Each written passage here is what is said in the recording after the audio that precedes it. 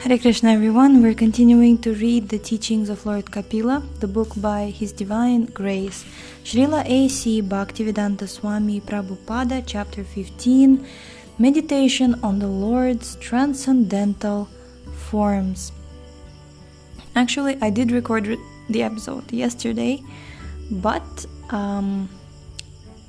it just wouldn't upload. I was trying and it kept giving some mistake, and yesterday I recorded in the car. We were traveling whole day to Calcutta, so I couldn't re-record yesterday, so that's why today we will be reading for 2 days, which is also exciting, isn't it? So let's do it.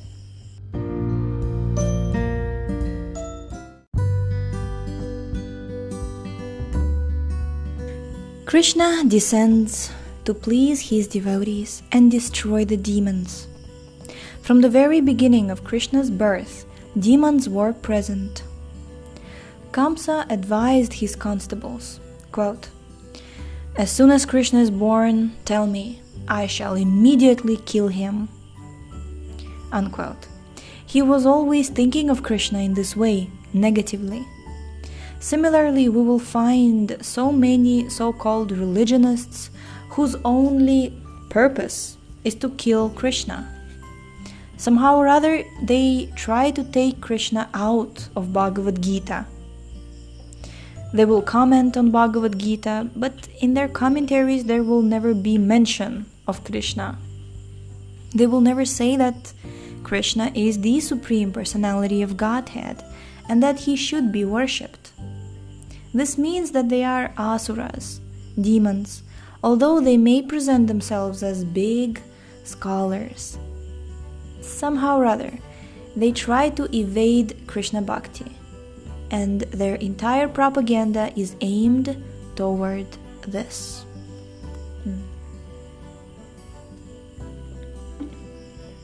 Text 35. Pashyanti te me ruchiranyam basanta prasanna vaktrarunalochanani rupani divyani varapradani sakam vacham sprihaniyam vadanti. Translation. O my mother, my devotees always see the smiling face of my form with eyes like the rising morning sun. They like to see my various transcendental forms, which are all benevolent, and they also talk favorably with me. Purport. Mayavadis and atheists accept the forms of the deities in the temple of the Lord as idols, but devotees do not worship idols. They directly worship the personality of Godhead in his Archa incarnation. Archa refers to the form we can worship in our present condition. Actually, in our present condition, our present state, it is not possible to see God in his spiritual form, because our material eyes and senses cannot conceive of a spiritual form. We cannot even see the spiritual form of the individual soul. When a man dies, we cannot see how the spiritual form leaves the body. That is the effect of our material senses. In order to be seen by our material senses, the Supreme Personality of Godhead accepts a favorable form which is called Archa Vigraha. This Archa Vigraha, sometimes called the Archa Incarnation, is not different from him. Just as the Supreme Personality of Godhead accepts various incarnations, he takes on forms made out of matter, clay, wood, metal, jewels, etc. There are many Shastric injunctions which give instructions for carving forms of the Lord. These forms are not material. If God is all-pervading, He is also in the material elements. There is no doubt about it.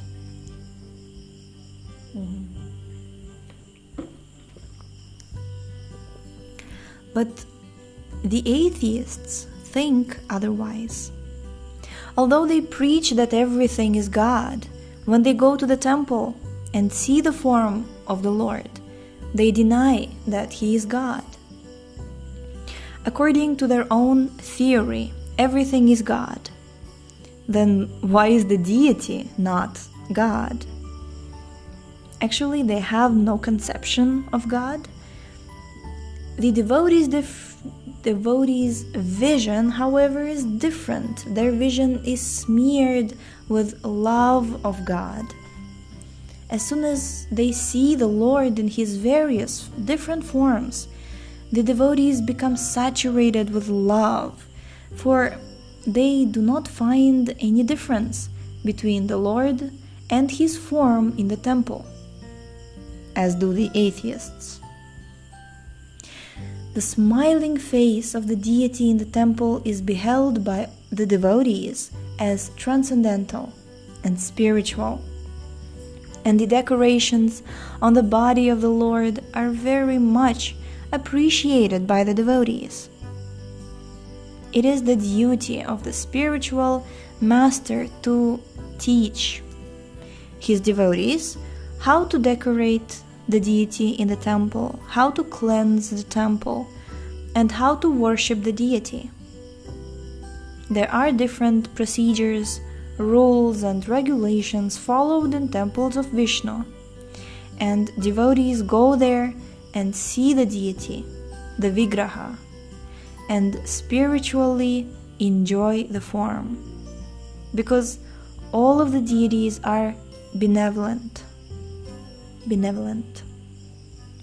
The devotees express their minds before the deity, and in many instances the deity also gives answers. But one must be elevated, a very elevated devotee, in order to be able to speak with the Supreme Lord. Sometimes the Lord informs the devotee through dreams. These exchanges between the deity and the devotee are not understandable by atheists, but actually the devotee enjoys them. Clearly, those who have the eyes to see Krishna will see Him. When Chaitanya Mahaprabhu entered the temple of Jagannath, he immediately fainted upon seeing the deity. He said, "Oh, here is my Lord! Here is my Lord!" In order to see, one has to become Santa, and one becomes Santa by culture. When we develop love of Krishna, we will immediately see Krishna and faint, saying, "Oh, here is my Lord." However, those with no faith, those who are always trying to deny Krishna, will simply say, "Oh, this is an idol. This is simply a piece of stone." We must be eager to see Krishna and talk with Him. He is actually waiting to see whether we are interested in talking with Him. Are we interested in talking with Him? Yes, we are. In Bhagavad Gita 10.10, Shri Krishna says, "Tesham satata yuktanam bhajatam priti purvakam dadami buddhi yogam tam yena mam upayanti te." Quote, "To those who are constantly devoted and worship me with love, I give the understanding by which they can come to me." Unquote. If we want to talk to some important man, we must have some qualification.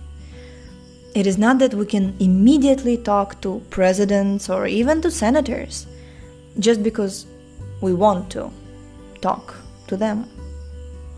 Sometimes, somehow or other, we must comply with certain rules and regulations.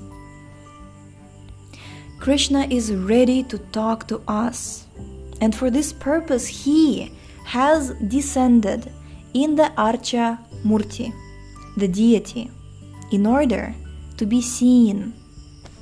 We simply have to qualify ourselves to talk with him.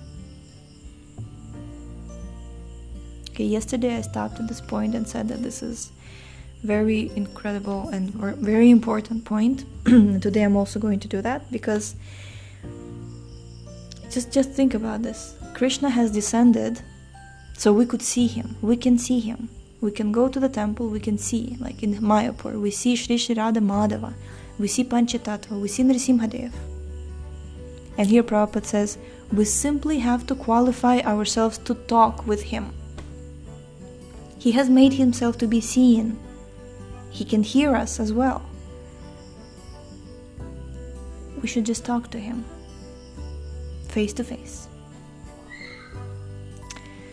The non-devotees, the Mayavadis, who are interested in denying Krishna, say that God has no eyes, no legs, no hands, no ears, and so on.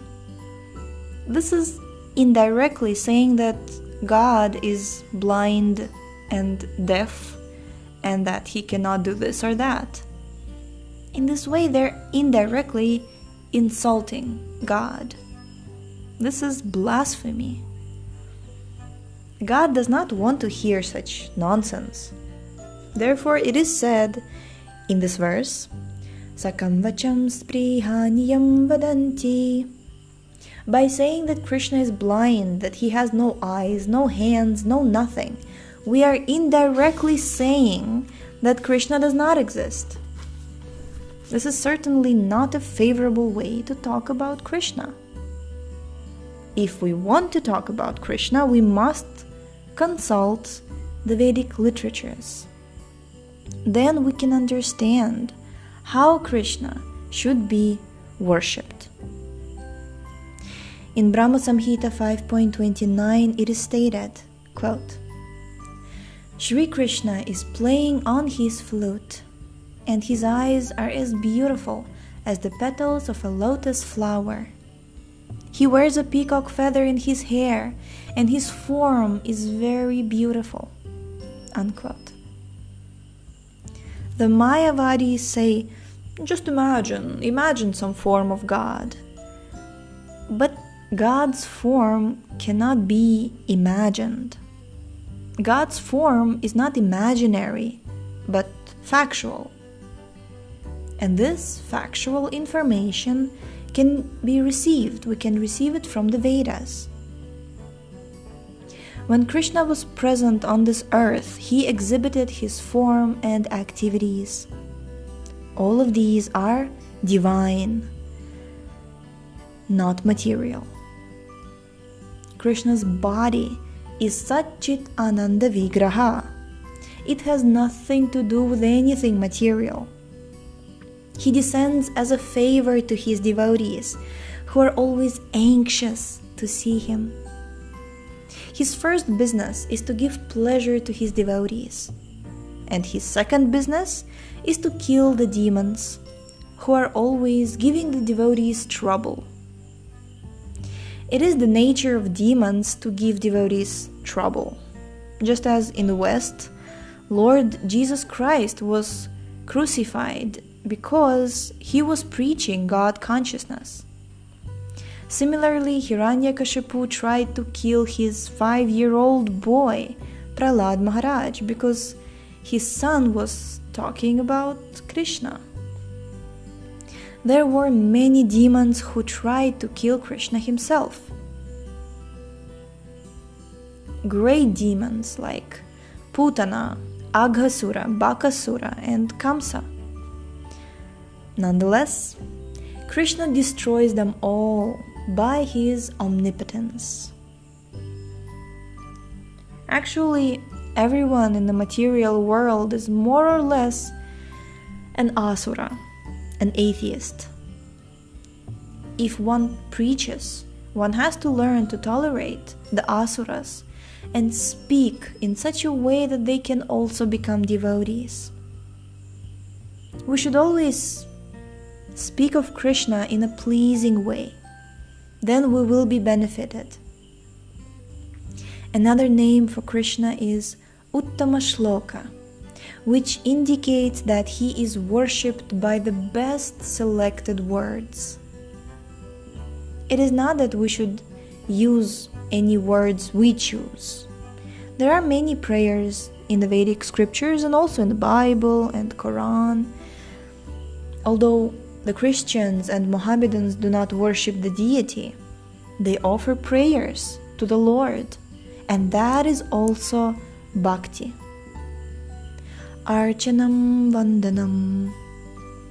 There are 9 different processes for worshipping the Lord, and one may accept one or all of them. We should use very selected words and surrender unto Krishna, but we should not say things which do not please him. We should not claim that God is formless and that he has no eyes, no head, or whatever. Actually, it is stated in the Vedas that Krishna has no hand, but that he can accept our offerings. This means that he has no material hand. If he actually has no hand, how can he extend his hand millions of miles to accept an offering?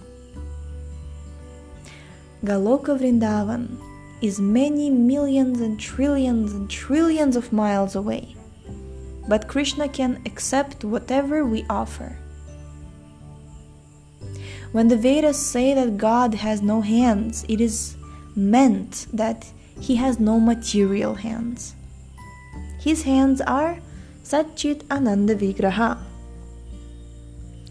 If we can understand Krishna's activities, form, qualities, and pastimes in this way, we can become fit to return home back to Godhead. So if we can understand Krishna's activities, form, qualities, pastimes, in this way we become fit to return home back to Godhead. Jai. Text 36.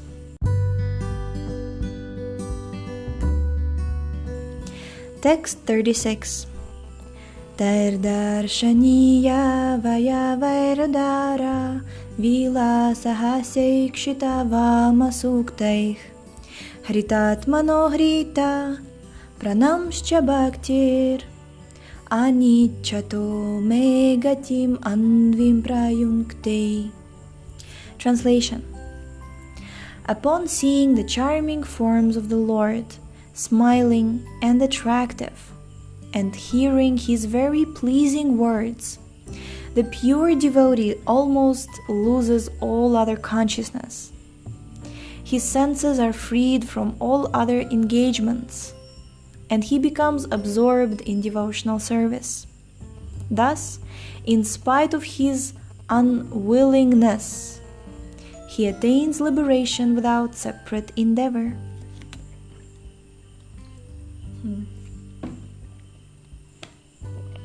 Purport. There are 3 divisions of devotees: first class, second class, and third class. Even the third class devotees are liberated souls. It is explained in this verse that although they do not have knowledge, simply by seeing the beautiful decoration of the deity in the temple, they are absorbed in thought of him and lose all other consciousness. By fixing oneself in Krishna consciousness, engaging the senses in the service of the Lord, one is imperceptibly liberated. This is also confirmed in Bhagavad Gita. Simply by discharging uncontaminated devotional service, as prescribed in the scriptures, one becomes equal to Brahman. In Bhagavad Gita it is said, Brahma bhuyaya kalpate This means that the living entity in his original state is Brahman, because he is part and parcel of the Supreme Brahman. Because of his forgetfulness of his real nature as an eternal servitor of the Lord, he is overwhelmed and captured by Maya. His forgetfulness of his real constitutional position is Maya. Otherwise, he is eternally Brahman.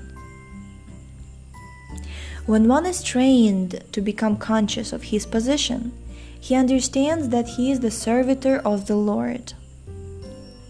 Brahman refers to a state of self-realization. Even the third-class devotee who is not advanced in knowledge of the absolute truth, but who offers obeisances with great devotion, thinks of the Lord, sees the Lord in the temple, and brings forth flowers and fruits to offer to the deity, becomes imperceptibly liberated. Shraddhayanvitaha.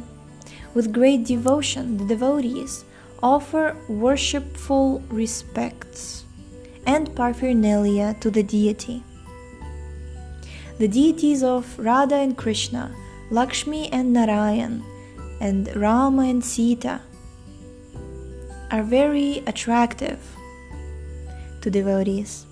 So much so that when they see the deity decorated in the temple, they become fully absorbed in thinking of the Lord. That is liberation. In other words, it is confirmed herein that even a third-class devotee is in the transcendental position, above those who are striving for liberation by speculation or other methods. Even great impersonalists like Shukadeva Goswami and the four Kumaras were attracted by the beauty of the deities in the temple, by the decorations, and by the aroma of tulsi offered to the Lord, and they became devotees. Even though they were in a liberated state, instead of remaining impersonalists, they were attracted by the beauty of the Lord and became devotees. Here the word vilasa is very important. Vilasa refers to the activities or pastimes of the Lord.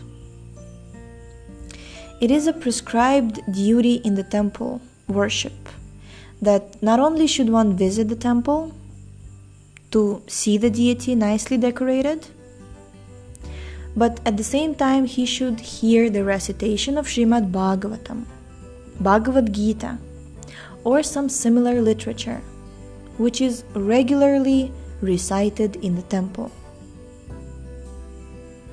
In Vrindavan, in every temple, there is recitation of the Shastras. Even third-class devotees who have no literary knowledge or no time to read Srimad-Bhagavatam or Bhagavad Gita have the opportunity to hear about the pastimes of the Lord. In this way, their minds may remain always absorbed in the thought of the Lord, His form, His activities, and His transcendental nature. This state of Krishna consciousness is a liberated state. It's a liberated stage. Lord Chaitanya therefore recommended 5 important processes in the discharge of devotional service, and we shall read about them tomorrow. Thank you so much for tuning in today. The link to this book is in the description. Please check out our website, shravanamdiaries.com, and we shall see you tomorrow. Hare Krishna.